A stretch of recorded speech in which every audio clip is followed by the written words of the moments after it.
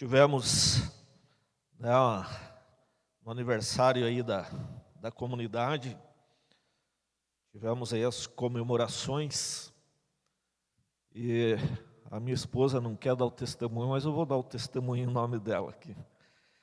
Os irmãos, alguns que estiveram aqui no sábado, viram, né, quando eu vim com ela aqui na frente falar com o pastor Thomas. Já há algum tempo, a minha esposa ela tem sofrido, né, com algumas dores aí no seu braço, no seu ombro, dores na sua coluna, e ela não conseguia levantar o braço mais do que isso aqui, tá? Inclusive ela estava fazendo fisioterapia, já tinha concluído acho que 30 sessões, se não me engano, e não tinha resolvido nada. E o fisioterapeuta dizia, não, é assim mesmo, a gente não sabe quando que isso aí vai melhorar, né? Segundo eu entendi, num português mais claro, eles falaram que era como se o osso tivesse colado, tá? E por isso que ela não conseguia fazer esse movimento. E os irmãos que estiveram aqui viram, né, que o pastor Thomas, ele orou exatamente por essa situação, né? Ele falou que tinha alguém que estava com esse problema e ele orou por essa situação. E eu estava ali atrás, daí foram me chamar e ela assustada, eu falei, uai, que foi que eu fiz, né? Que ela me chamou lá no canto, e eu, meu Deus do céu, o que eu aprontei, né? E daí ela falou, olha aqui, olha aqui. Nosso Deus, Ele tem ouvido as nossas orações, irmãos. Ele é um Deus que não é surdo. Ele ouve as orações estão sendo feitas nesse lugar.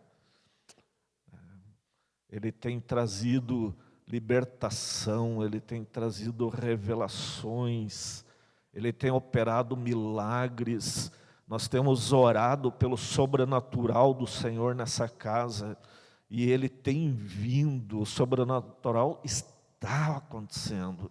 E eu clamo a Deus para que você esteja com os teus olhos realmente abertos, os teus ouvidos atentos, que o teu espírito esteja atento, sensível ao que Deus está fazendo nesse lugar. Não importa quantas pessoas estão aqui, não importa quantas cadeiras estão aqui vazias, o que importa é que você está aqui. E Deus, Ele quer falar, ou melhor, Ele quer continuar falando ao teu coração, né? Eu estava aqui sentado, estava olhando a Anita ali com a netinha, né? E veio muita palavra, ensina a criança no caminho que ela deve andar, né? E mesmo depois de mais adulta, ela não vai esquecer com certeza desse tempo, né? Os testemunhos dos nossos irmãos, né? Oh, coisa boa, né, que Deus faz no nosso meio, né? Então vamos estar realmente atentos, né? Muitas vezes nós ficamos, porque Deus não está fazendo, essa igreja não está enchendo, não está lotando, e blá, blá, blá. Deus está fazendo as coisas, né, do jeito dEle, no tempo dEle, porque não é nós que determinamos como que Ele tem que fazer, é Ele que determina, é nós que temos que entrar dentro do propósito dEle, e não Ele entrar nos nossos propósitos. Então que Deus fale fortemente aí ao teu coração. Nós temos tido uma série de mensagens falando sobre a igreja do primeiro século. E nós temos chegado à conclusão que tudo que nós precisamos saber já foi escrito, já foi determinado, e que nós devemos voltar e reaprender algumas coisas que foram deixadas para nós, tá? Nesse tempo que nós temos tido de vida com o Senhor, eu tenho visto e passado assim por várias e várias situações, né? Passamos por tempos, né, por visões diferentes, ministrações tantas, e eu olho e digo, mas muitas ministrações totalmente heréticas, fora da palavra, homens colocando seus próprios pensamentos, as suas próprias direções, não buscando a direção na palavra, né? E o Senhor, Ele tem nos chamado para voltar, reaprender. Nossos irmãos ali no passado, uma das coisas que nós lemos várias vezes, que eles eram unânimes e que eles viviam realmente em oração, numa intensa busca do Senhor. E justamente o que Deus colocou no meu coração para que nós vamos conversar nessa manhã um pouquinho sobre oração, né? Aí você diz, puxa vida, mas quantas ministrações eu já ouvi sobre oração, tá? Mas o Senhor, Ele é uma fonte inesgotável. A palavra é uma fonte inesgotável. O que você ouviu, o que você vai ouvir e que ainda futuramente você vai ouvir, vai realmente trazer coisas diferentes ao teu coração, porque a palavra do Senhor, ela é viva, e ela fala a nós em tempo e fora de tempo. Eu vou pedir que coloque, o Saulo pode colocar o texto para nós lá, Saulo? Mateus capítulo 6, o verso 5 e 6. Pastor Mauro, né, na nossa live, ele, durante várias lives, ele falou sobre o Pai Nosso, né? E Deus me mostrou algumas coisas que que Jesus começou a ensinar aos seus discípulos, como falasse, para vocês se preparem, tem coisas que Deus deu a direção e que nós devemos começar a buscar com mais intensidade. E aqui, antes da oração do Pai Nosso, ele ensinou os seus discípulos, e ele diz assim: e quando orares, não seja como os hipócritas, pois se comprazem em orar em pé nas sinagogas e às esquinas das ruas para serem vistos pelos homens. Em verdade vos digo que já receberam o seu galardão. Mas tu, quando orares, entra no teu aposento e, fechando a tua porta, ora a teu Pai que está em secreto, e teu Pai que vê em secreto te recompensará publicamente.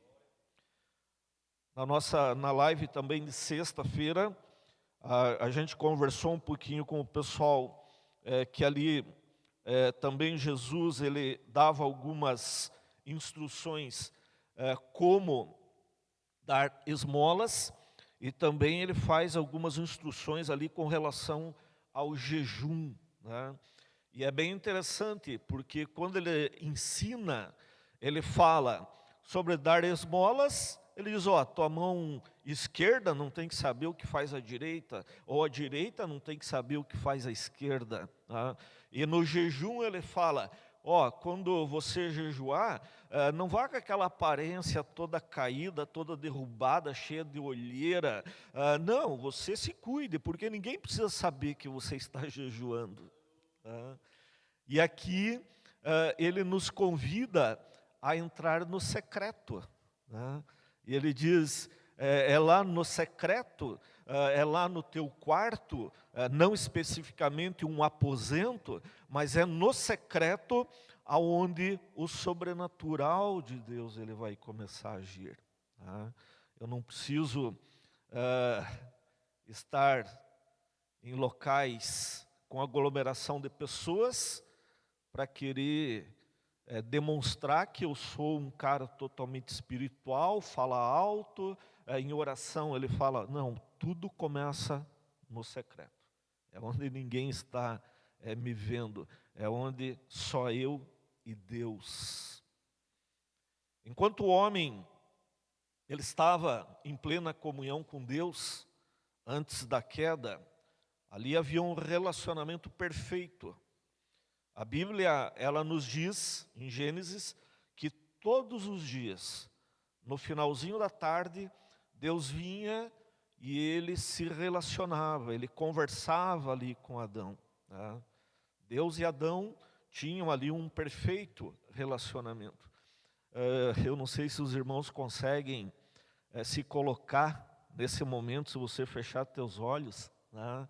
Nesse momento você ali naquele local, naquele jardim, né? Finalzinho da tarde, o Senhor vindo e você conseguindo conversar com Ele, Ele te ensinando, Ele ministrando ao teu coração, como dois amigos conversando, né?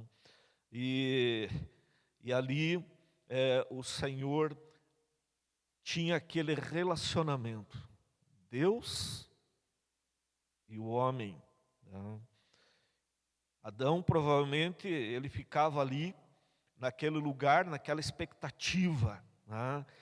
O meu Criador, ele vai chegar daqui a pouco e nós vamos conversar. E ali sentado, diversos assuntos, diversas coisas, né? Provavelmente Deus começava a falar com ele, né? Dizendo, daí Adão, você já cuidou lá das coisas, cuidou do jardim, colocou nome em todos os animais, né? Como diz um irmão, né, que como Deus realmente, né, deu uma inteligência para Adão, os irmãos já ouviram isso, alguém falando, né, que realmente os animais ele tem a cara do próprio animal, né? Você não consegue imaginar uma vaca com cara de macaco, é verdade? Se você fala assim, vaca, ela tem cara realmente de vaca, macaco tem cara de macaco, né? Se de repente fossem nomes diferentes, eu não conseguiria assimilar a figura daquele animal. Inteligência, Deus deu muita inteligência para o homem naquele tempo de relacionamento.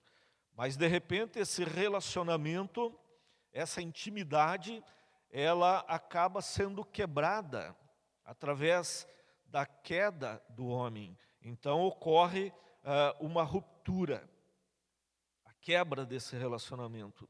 E a palavra nos diz que na terceira geração dos filhos de Adão, essa comunhão, esse relacionamento, ele acaba sendo retomado através da oração. Então, Gênesis, capítulo 4, verso 26, ele diz assim, e a Sete também nasceu um filho, e chamou seu nome Enos. Então se começou a invocar o nome do Senhor. A Bíblia também nos diz que até o nascimento de Sete, haviam se passado 130 anos. Quantos anos, né, sem relacionamento, quantos anos sem revelações, sem conversa com Deus, quantos anos sem a presença de Deus. Mas após o nascimento de Sete, viveu Adão ainda mais 800 anos. 800 anos agora da presença de Deus renovada. 800 anos em que Adão ele voltou a se relacionar com Deus. Dessa mesma descendência, temos também a história de Enoque. A palavra diz que Enoque, ele andava com Deus. Ele tinha um relacionamento tão intenso com Deus que Deus o tomou para si. A Bíblia também ela destaca a história de Noé, que em meio a uma geração corrupta, a palavra diz que ele andava com Deus. Aquele que anda, aquele que se relaciona com Deus, tem a história da sua vida totalmente mudada. E ele muda a história da sua família, ele muda a história da sua geração. Testemunho do Ellison, né? Realmente, quando nós caminhamos com Deus, a gente não consegue mais viver sem o Senhor. Você não consegue mais caminhar sem. O Senhor, Ele traz as lembranças da gente, né? O tempo de comunhão, o tempo de busca, né? E como é bom, né? Quando nós começamos a relembrar e o Senhor, Ele nos dá aquela oportunidade. É como se Ele dissesse, reconhece lá o lugar onde você deixou de se relacionar, aonde você deixou de me buscar com mais intensidade, aonde o nosso relacionamento houve uma ruptura. E Ele diz, volte lá, volte e comece a caminhada novamente. A Bíblia, ela também nos traz vários relatos acerca de homens que através da oração, eles também mudaram a história. Nós temos Abraão, a palavra diz que ele orou e ele foi chamado amigo de Deus. Isaac orou e colheu 100 vezes mais em tempo de crise. Jacó orou e prosperou na casa de Labão. Josué orou e o sol parou. Elias orou e o fogo desceu. Eliseu orou e o menino reviveu. Josafá orou e Israel venceu. Daniel orou e houve revelações. Ana orou e Deus enviou Samuel. Esdras orou e Deus lhe indicou o caminho. Isaías orou e viu o Senhor sentado num alto e sublime trono. Jeremias orou e Deus lhe deu graça para suportar os opositores. Ezequiel orou e viu Deus elevado entre a terra e o céu. Abacuque orou e viu Deus montado em cavalos lutando em favor do povo. Paulo orou e Eutico voltou à vida. Jesus orou para iniciar seu ministério, orou durante o seu ministério e orou também quando estava pregado lá naquela cruz. Orações intensas, intimidade com Deus, busca. Também nós temos, através das gerações, homens e mulheres que oraram. Uma mulher chamada Susana Wesley, ela orou e seu filho John Wesley se tornou um dos grandes avivalistas. John Wesley orou e influenciou a sua geração. Uma avó orou para que Deus mudasse a história da Inglaterra e Deus levantou um neto chamado Dwight Moody. A história também nos conta de uma rainha. E essa mulher, chamada Maria da Escócia, ela foi buscar um homem chamado John Knox. E é bem interessante que diz que a hora que essa rainha chegou para falar com esse homem, ele estava em oração. E quando foram chamá-lo lá, falou, a rainha da Escócia está aí, quer falar com você. Ele falou, diga para ela que espere. Porque agora eu estou conversando com o Rei dos Reis, né? Então, disse ela que, né, toda a sua realeza, toda a sua pompa, ela que espere, porque agora o momento que eu estou me relacionando com o Rei dos Reis, o Senhor dos Senhores, é muito mais importante. E essa mulher, no final, ela declara, ela diz assim, eu temo mais as orações de John Knox do que um exército de 10 mil homens que se levantem contra nós. Que testemunho, que palavras fortes. O pedido de John Knox também foi respondido, porque ele pediu para Deus, ele disse, dê-me a Escócia ou eu morro. E isso realmente aconteceu. John Knox é considerado um dos grandes avivalistas e reformadores ali da igreja na Escócia. Aqui acabamos de ver exemplos de homens e mulheres, assim como eu, como você, mas homens que cultivaram um relacionamento intenso ali com Deus. Essas pessoas usadas poderosamente por Deus, veículos ali do sobrenatural, milagres aconteceram porque essas pessoas oraram, essas pessoas intercederam, e por causa da sua intercessão, histórias foram mudadas, destinos foram mudados, porque esses homens, essas mulheres, elas ousaram clamar a Deus, e Deus ouviu, Deus ouviu. Como que está o teu tempo lá com Deus? Como que está o teu relacionamento com Deus? Como que estão as tuas orações, o teu clamor? Você tem clamado? Você tem orado? Você tem pedido? E Deus tem se manifestado? As coisas têm mudado? Destinos, vidas. Esses homens e mulheres desenvolveram em seu dia a dia esse relacionamento profundo ali com Deus.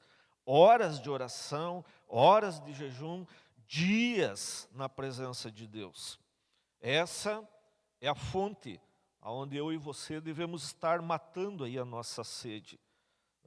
Provavelmente você está cansado já, né, de muitas vezes orar, né, e orar e ver que não está havendo poder, né, através daquilo que você tem clamado. E você deseja, provavelmente, assim como eu, que essa igreja, tá, Comunidade Cristã Nova Jerusalém, a igreja do Senhor na face da terra, que realmente ela se desenvolva e ela cumpra, né, o seu ministério, ela cumpra o seu propósito nessa terra. Que venha, através das nossas orações, esse bairro seja mudado, que Curitiba seja mudada, que o Brasil seja mudado.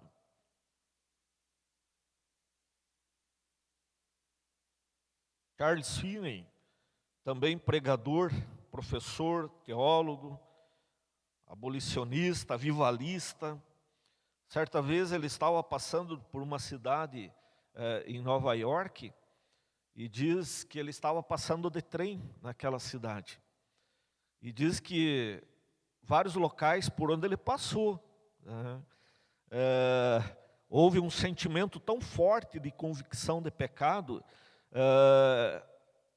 e naqueles locais o Espírito Santo ele agiu de forma tão poderosa por onde ele passava, bares, casas, lojas, ele passando de trem.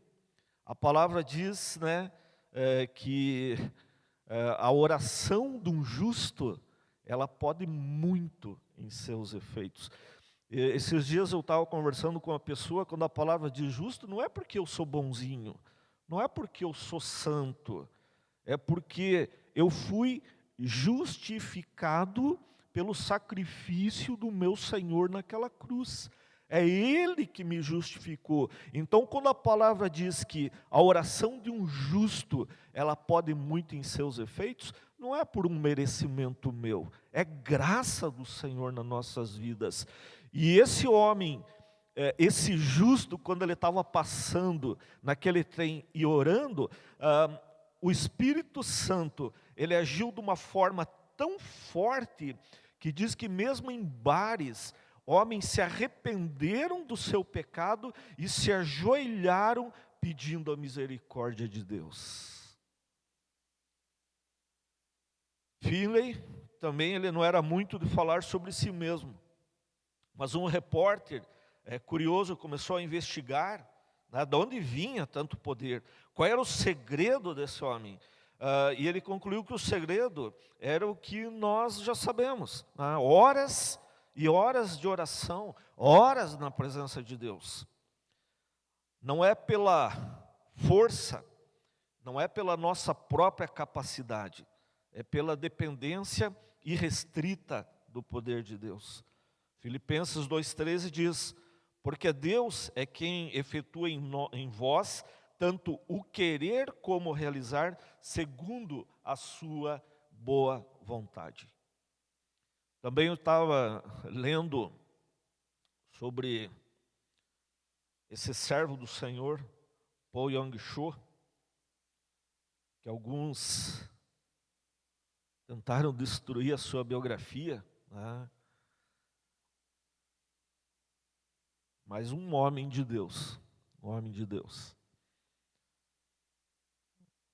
Todos conhecem parte da sua história. Quem não conhece, eu aconselho a buscar saber mais desse homem. E nós lemos que em seu ministério ocorreram vários milagres. Milagres realmente ali fluíam de forma sobrenatural. E estava lendo recentemente que todas as manhãs eles se reuniam todos os dias, em oração. Todos os dias. Milhares se reuniam. Esse homem ele faleceu já faz alguns anos atrás. Mas esse ensinamento ele persiste, ele continua. Eles dizem que nas igrejas onde ele iniciou esse ministério, todas as manhãs, milhares de pessoas se reúnem para iniciar o seu dia na presença do Senhor, todos os dias, todos os dias.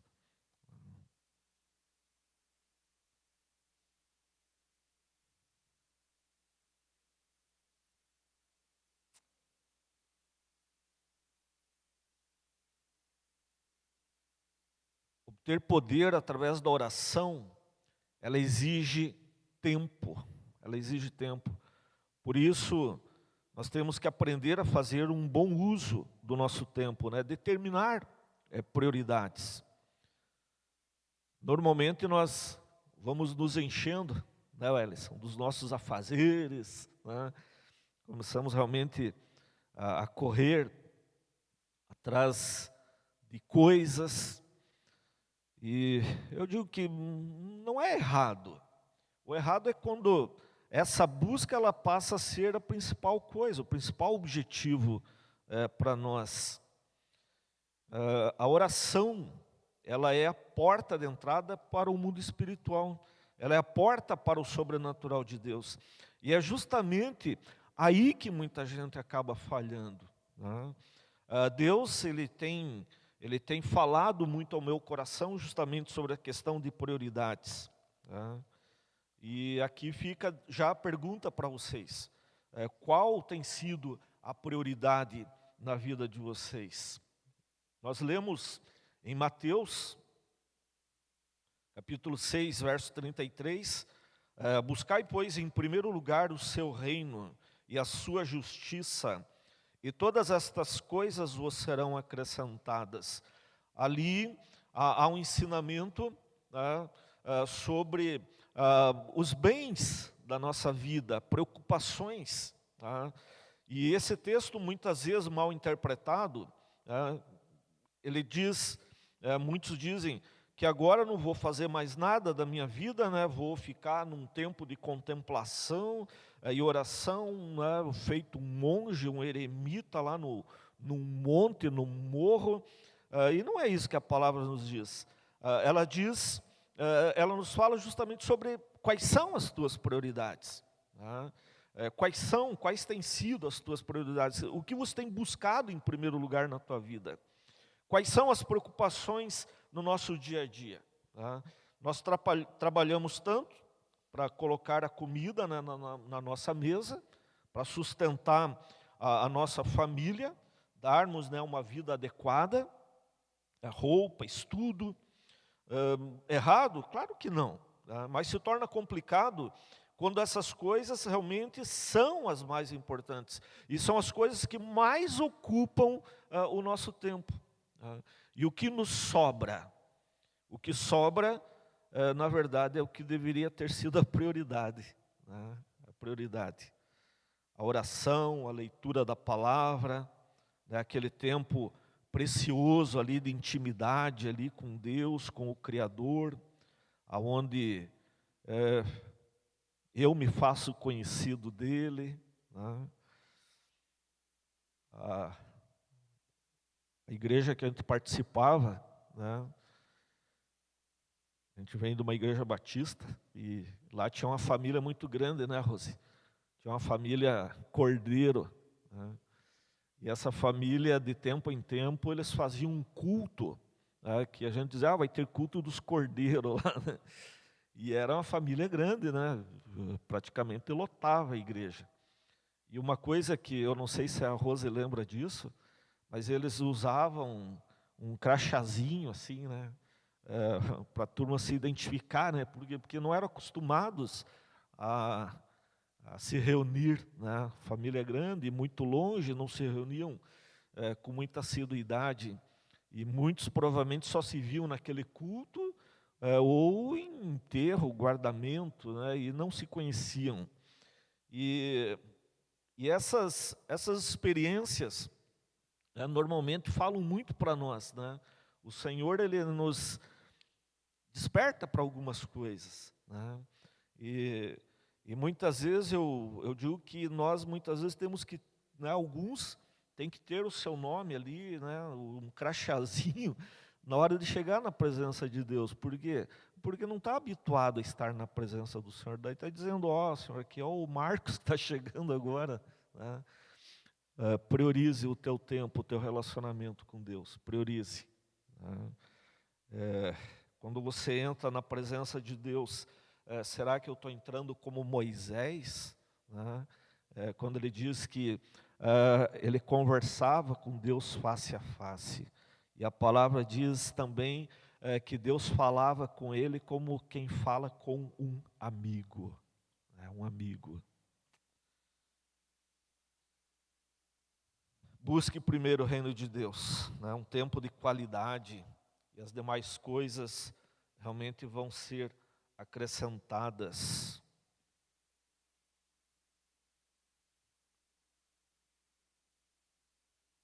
Lucas, capítulo 5, ele nos fala sobre a pesca maravilhosa. Eu não vou contar aqui para vocês toda a história, vocês podem buscar saber mais, mas no verso 8 nos diz que Pedro, perante Jesus, e vendo os milagres feitos até ali por ele, ele se prostra aos pés de Jesus e diz, Senhor, retira-te de mim, porque sou pecador. Quando entramos na presença de Deus, esse Deus santo, nós reconhecemos que não temos nenhuma qualificação para estarmos ali. Mas isso não quer dizer que eu não posso estar diante do trono da graça. Na verdade, o sangue de Jesus Cristo já nos garantiu esse acesso ao Pai, um pronto acesso a Ele. E a nossa reação imediata, ela deve ser de quebrantamento. Davi, ele alcançou redenção. E a palavra diz que ele teve as suas orações respondidas. Por quê? Porque ele reconheceu o seu estado de pecador e ele se humilhou perante o Senhor. Oração de quebrantamento. O Salmo 51, ele fala muito sobre isso. E ali ele se humilhou e ele pediu o perdão de Deus. Então até aqui, nós temos visto aqui 3 pontos aí que são importantes. Primeiro, definir as prioridades, né? A disciplina na oração e buscar ao Senhor realmente com um coração quebrantado, né? Totalmente arrependido. Salmo 51, 17 diz assim, sacrifícios para Deus são o espírito quebrantado, um coração compungido e contrito, esse não desprezarás, ó Deus. São palavras que expressam um estado de espírito, de arrependimento, tristeza, um profundo remorso pelo pecado. Essa palavra compungido, ela fala sobre uma dor profunda, uma dor intensa.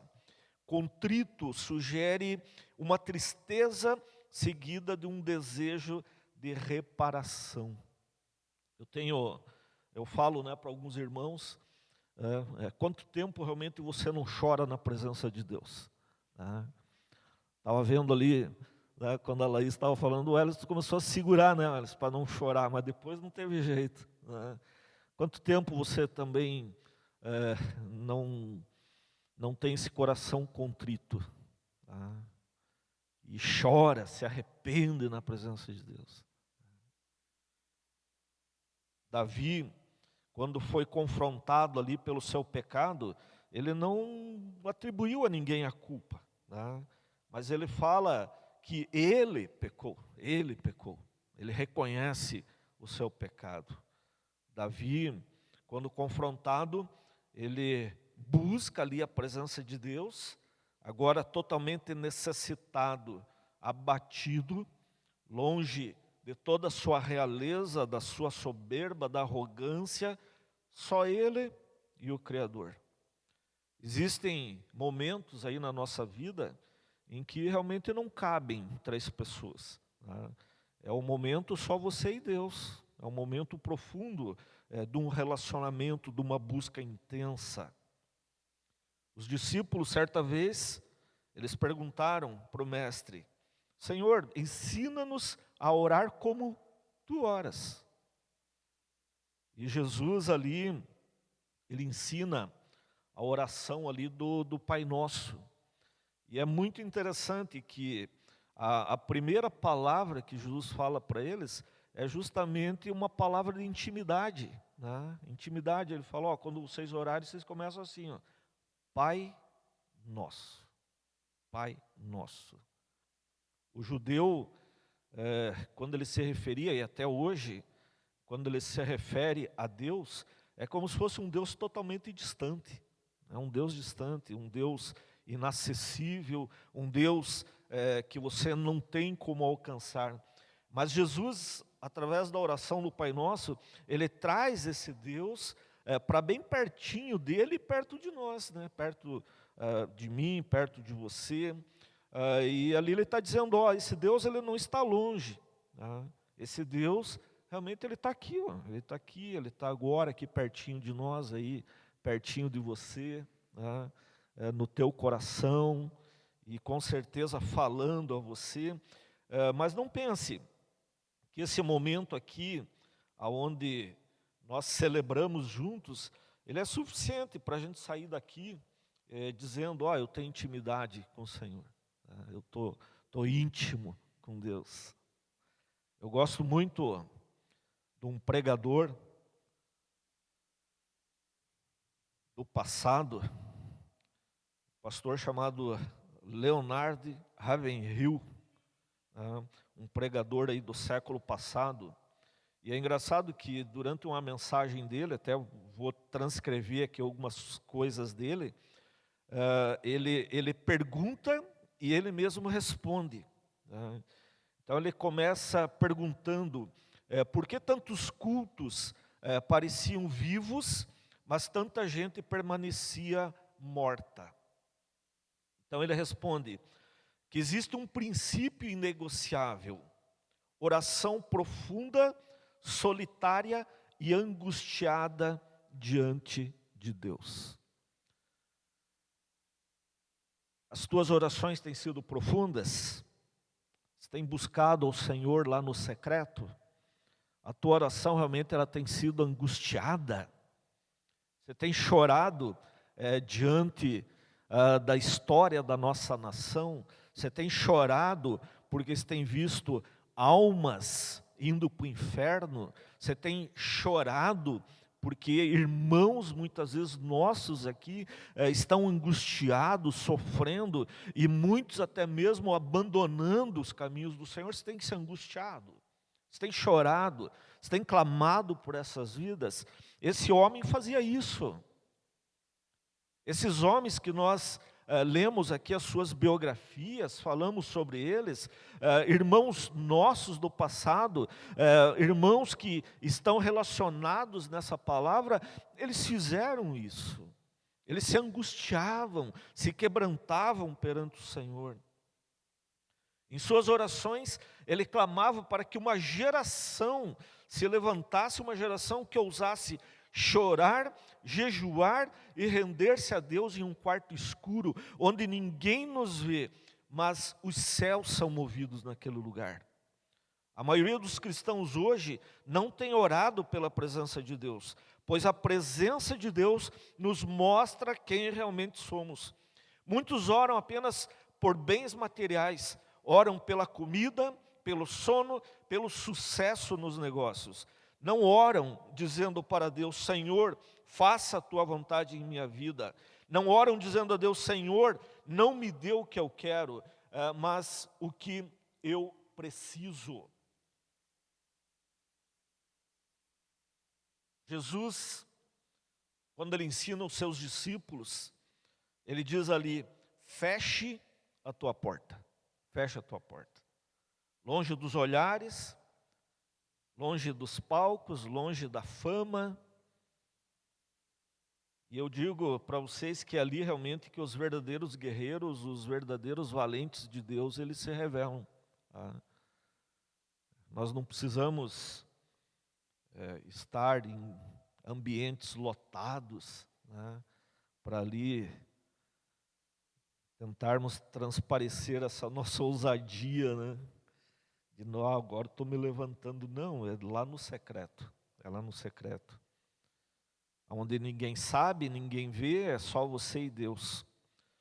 O lugar secreto não é só um detalhe da vida espiritual.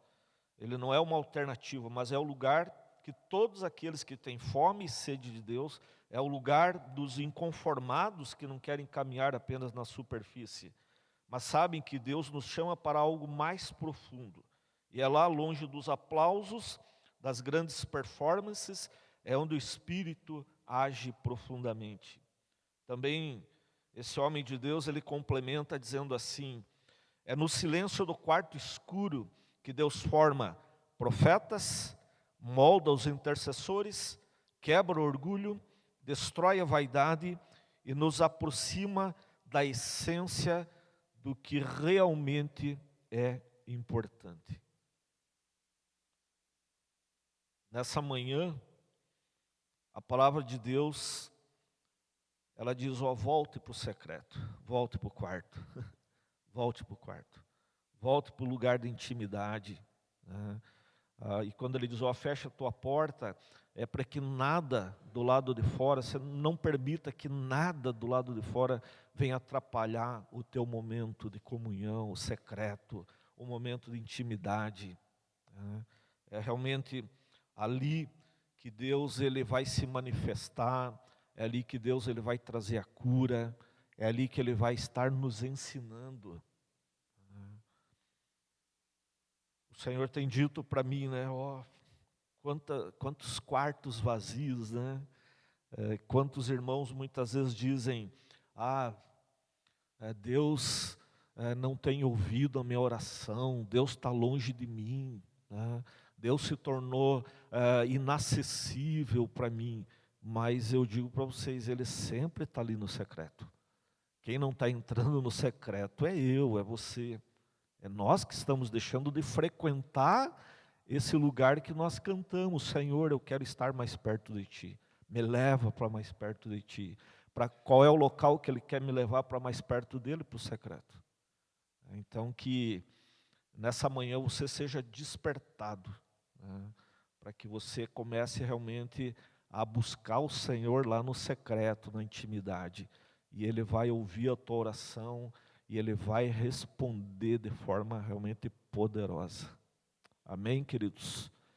Que Deus realmente abençoe a sua palavra e que Ele vá ministrando aí ao coração de vocês. Amém?